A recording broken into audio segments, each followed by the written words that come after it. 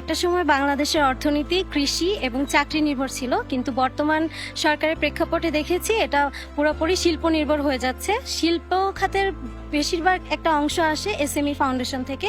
আমরা দেখেছি বাংলাদেশের অর্থনীতির প্রায় 32% অবদান আসে এসএমই ফাউন্ডেশন থেকে। এসএমই ফাউন্ডেশনে শিল্প প্রতিষ্ঠানগুলোর মধ্যে প্রায় 95% এসএমই খাতের আওতাভুক্ত, সংখ্যায় তা প্রায় 1 কোটিরও বেশি। এই এসএমই ফাউন্ডেশন প্রত্যক্ষভাবে 10,000-এরও বেশি উদ্যোক্তা তৈরি করেছে।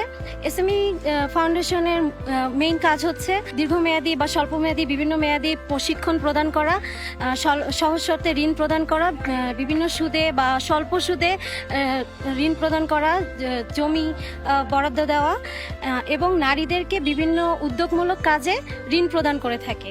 এই এসএমই খাতের অবদান স্বরূপ আমি বলতে চাই যে আমার এলাকা খুলনার বিভিন্ন অঞ্চলে এসএমই খাতের আওতায় ঋণ নিয়ে বিভিন্ন ধরনের প্রশিক্ষণ নিয়ে নারীরা ছোট ছোট তাদের ঘরের ভিতরেই ছোট ছোট ক্ষুদ্র প্রতিষ্ঠান গড়ে তুলছে, এবং যেমন বাঁশ, বেত, তারপরে পাট এগুলো দিয়ে এবং কাঁথা তৈরির মাধ্যমে নিজেদের পারিবারিক চাহিদা তো মেটাচ্ছে, কিন্তু বর্তমানে বাংলাদেশের বিভিন্ন স্থানে এগুলো পৌঁছে যাচ্ছে এসএমই সংস্থার মাধ্যমে।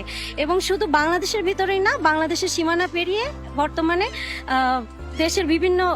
দেশের বাইরে এগুলো রপ্তানি হচ্ছে। এগুলো রপ্তানির একটাই মাধ্যম হচ্ছে এসএমই ফাউন্ডেশন, যার আওতায় বিভিন্ন ধরনের সাহায্য সহযোগিতা পেয়ে নারীরা নিজেদের পায়ে দাঁড়াতে পারছে, নিজেরা অর্থনৈতিকভাবে স্বাবলম্বী হচ্ছে এবং